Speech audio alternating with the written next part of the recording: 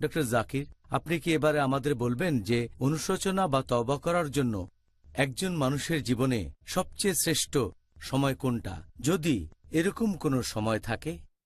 আল্লাহ পবিত্র কোরআনে বলেছেন সূরা নিসা অধ্যায় নম্বর 4 আয়াত নম্বর 17 যে আল্লাহ তাদের তওবা কবুল করবেন যারা ভুলবশত খারাপ কাজ করে থাকে, আর তারা যেন তাড়াতাড়ি তওবা করে। নিশ্চয় আল্লাহ সুবহানাহু ওয়া তাআলা পরম দয়ালু এবং তিনি সর্বজ্ঞানী ও প্রজ্ঞাময়। এখন পবিত্র কোরআনের এই আয়াতের একটা ব্যাখ্যা দিয়েছেন মুজাহিদ রাদিয়াল্লাহু আনহু। তিনি বলেছেন যে ভুলবশত খারাপ কাজ মানে যে কোনো পাপ জেনে বা না জেনে করেন, যদি সেই পাপের পথ থেকে ফিরে না আসেন তাহলে সেটা ভুলবশত। তার মানে আল্লাহ তাআলা সব গুনাহ ক্ষমা করবেন যদি সেই লোক তাড়াতাড়ি তওবা করে।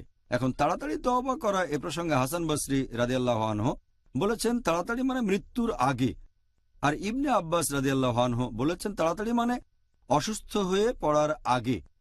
এটা উল্লেখ করা হয়েছে আমাদের নবী সাল্লাল্লাহু আলাইহি ওয়াসাল্লামের একটা হাদিসে। এটা আছে তিরমিজিতে বুক অফ সাপ্লিকেশনস হাদিস নম্বর 3537, যে আল্লাহ সুবহানাহু ওয়া তাআলা তার বান্দার তওবা কবুল করবেন যতক্ষণ না সেই বান্দার মৃত্যু ঘণ্টা বাজে, তার মানে যতক্ষণ না তার মৃত্যুর সময় উপস্থিত হয়। সে যদি জীবনের শেষ সময়ে উপস্থিত হয়, মৃত্যুশয্যায় থাকে, শুধুমাত্র তখন আল্লাহ তওবা কবুল করবেন না। এর আগে কেউ তওবা করলে তিনি কবুল করবেন। তাই এ ব্যাপারে বিশেষজ্ঞগণ সবাই একমত যে পবিত্র কোরআনে সূরা নিসা অধ্যায় 4 আয়াত 17তে তাড়াতাড়ি মানে আমরা তওবা করব মৃত্যুর আগে।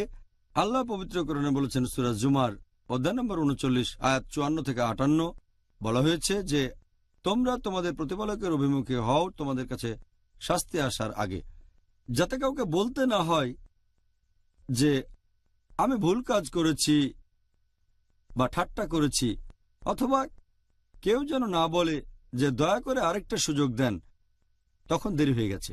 আল্লাহ বলেছেন কোরআনে সূরা মুমিনুন অধ্যায় নম্বর 23 আয়াত 99 ও 100 যে যখন সময় শেষ হয়ে যাবে, যখন কারো মৃত্যু উপস্থিত, তখন সে বলে হে আল্লাহ সুবহানাহু ওয়া তাআলা আমাকে আরেকটা সুযোগ দেন, তখন আল্লাহ বলবেন দেরি হয়ে গেছে, তাদের আর কোনো সুযোগ দেওয়া হবে না। তাহলে তওবা করার সময় হচ্ছে যদি কেউ ভুলবশত পাপ করে যত তাড়াতাড়ি সম্ভব তওবা করতে হবে, আর ইনশাআল্লাহ আল্লাহ সুবহানাহু ওয়া তাআলা নিশ্চয়ই তাকে ক্ষমা করে দেবেন।